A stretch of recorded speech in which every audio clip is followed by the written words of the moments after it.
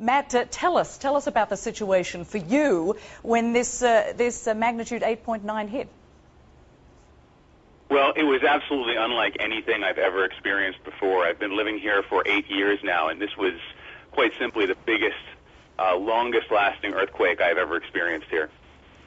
And that's it, because Kyung-la, our reporter there, was saying that she thought it was 4 to 5 minutes. Was that your sense as well? Oh, yes, the ground was rolling for an extended period of time. I wasn't exactly sure what to do or where to go. I'd never been prepared for anything like this. My wife and I stood outside and basically held on to the outside of our house. You couldn't even stand up. I mean, literally at the peak of these waves that were washing over the ground, you literally could not stay on your feet. You had to kind of crouch down in a ball or put your back against something so you didn't fall.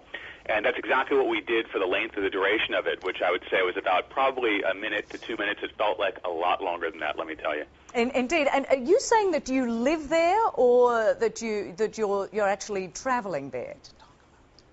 I actually live here. I've lived here for the last 8 years, and I live on the west side of the city in a little section of Tokyo called Kichijoji.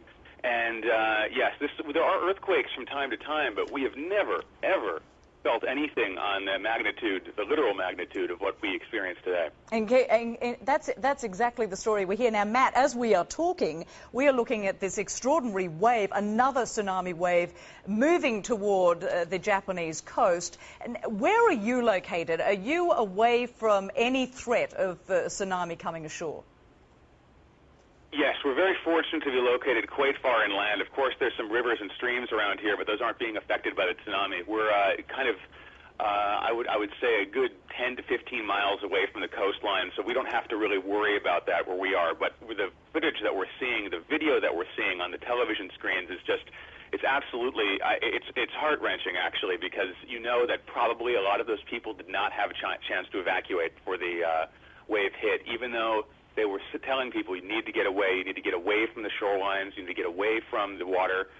Just watching this wave hit and cars and buildings and houses being swept away in it, I think we're going to see a significant number of casualties, especially up in the northern part of the country where the quake was epicentered. And as you mentioned, you've been there for a number of years. I do have to apologise because someone was actually talking in my ear when you mentioned the number of years that you've been there. How long did you say you'd been there? I've been here for 8 years. My wife is Japanese, and she's lived here most of her life. And I can tell you, this was something neither of us we were completely unprepared for this. It was a beautiful spring day. It was sunny outside. I had just come home from a little errand to the grocery store, and all of a sudden, bam! It just hit, and you could tell this was different instantly from other little tremors that we've had before. I mean, it just picked up in intensity. It ramped up. The gentle shaking, and things started coming off the shelves, things started falling off our desks, and you could hear this strange, eerie creaking sound of all of the buildings all around us as they were kind of shaken by this, by the tremor of the ground. And it was something I hope I never have to hear again, but unfortunately we keep getting aftershocks.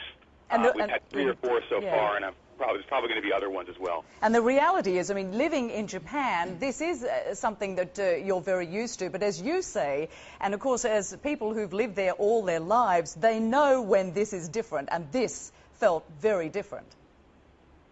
It absolutely did. I think this is going to be a tremor to remember, so to speak, and I think people are going to be talking about this for a long time to come, because really, Tokyo hasn't seen anything like this in decades.